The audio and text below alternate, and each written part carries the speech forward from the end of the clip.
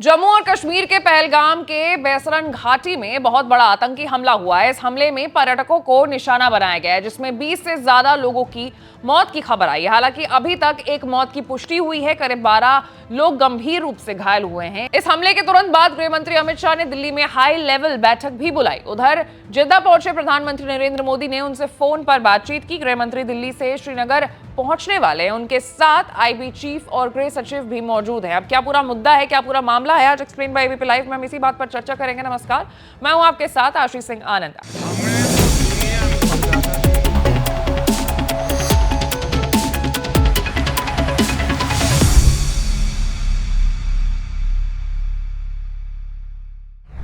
आंतरिक सुरक्षा सूत्रों ने बताया है कि पहलगाम में आतंकी हमला प्रतिबंधित आतंकी संगठन लश्कर-ए-तैयबा और जैश-ए-मोहम्मद की संयुक्त साजिश का नतीजा है। पाकिस्तान के इशारे पर यह आतंकी संगठन छोटे छोटे हिट स्क्वाड का इस्तेमाल कर आतंकी हमले कर रहे हैं। अमरनाथ यात्रा से पहले आज का हमला तीर्थ यात्रियों और पर्यटकों के बीच भय पैदा करने और उन्हें परेशान करने के लिए किया गया था। ऐसा हमला सोनमर्ग में भी किया गया था।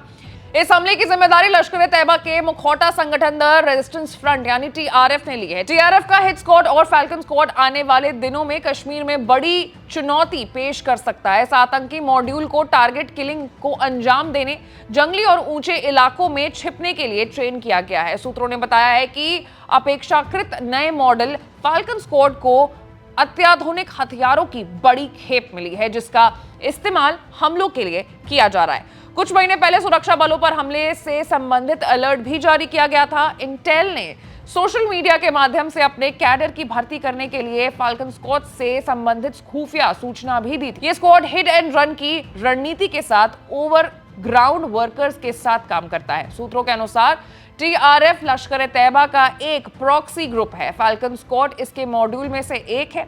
लश्कर कश्मीर में टारगेट किलिंग के लिए सीधे आदेश दे रहे हैं। जम्मू कश्मीर में अनुच्छेद 370 हटाए जाने के बाद टीआरएफ एक ऑनलाइन यूनिट के रूप में शुरू हुआ। माना जा रहा है कि टीआरएफ को बनाने का मकसद लश्कर जैसे आतंकी संगठनों को कवर देना है। बैकडोर से पाकिस्तान सेना और आईएसआई इसकी मदद कर रही है। टीआरएफ ज्यादातर लश्कर के फंडिंग चैनलों को इस्तेमाल करता है। गृह मंत्रालय ने मार्च में राज्यसभा को बताया था कि टीआरएफ यानी द रेजिस्टेंस फ्रंट आतंकवादी संगठन लश्कर-ए-तैयबा का एक मुखौटा संगठन है। टीआरएफ साल 2019 में अस्तित्व में आया। इस संगठन को बनाने की साजिश सरहद पार से रची जा रही है। 14 फरवरी 2019 को पुलवामा में बड़े आतंकी हमले हुए थे।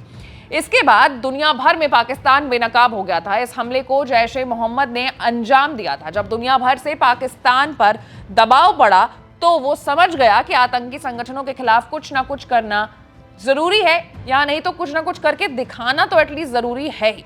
इसके बाद उसने इस तरह के संगठन बनाने की साजिश रची। इससे पहले भारत में आतंक भी फैल जाए और उसका नाम ना आए, तब जाकर के आईएसआई और पाकिस्तानी सेना ने लश्कर-ए-तैयबा के साथ मिलकर द रेजिस्टेंस फ्रंट यानी टीआरएफ बनाया।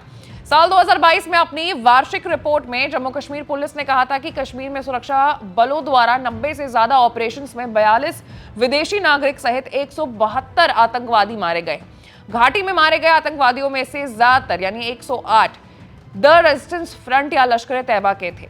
इसके साथ ही आतंकवादी समूह में शामिल होने वाले 100 लोगों में से 74 टीआरएफ द्वारा भर्ती किए गए थे, जो पाकिस्तान समर्थ आतंकी समूह से बढ़ते खतरे को दर्शाते हैं। टीआरएफ का नाम सबसे पहले साल 2020 में कुलगाम में हुए हत्याकांड के बाद सामने आया। उस समय बीजेपी कार्यकर्ता फिदा हुसैन, उमर राशिद बेग और उमर हाजम की बेरहमी से हत्या कर दी गई थी। बताया जा रहा है कि टीआरएफ कश्मीर में फिर से वही दौर लाना चाहता है जो 90 के दशक में था। तो कुल मिलाकर के ये जो पूरी घटना हुई है कश्मीर में, उसकी जिम्मेदारी टीआरएफ ने ली है और कुछ इस प्रकार से टीआरएफ की जो शुरुआत है वो हुई। और ये एक मुखौटा ग्रुप कह सकते हैं, जिसका जो एम है वो हिंदुस्तान में अशांति फैलाना है। इस पूरे मामले पर आपकी क्या राय है, आप कमेंट में जरूर बताएं। और ऐसे तमाम बड़े खबरों से अपडेटेड रहने के लिए हमारे चैनल को लाइक, सब्सक्राइब और शेयर करना ना भूलिएगा। मैं थी आपके साथ आशीष सिंह आनंद।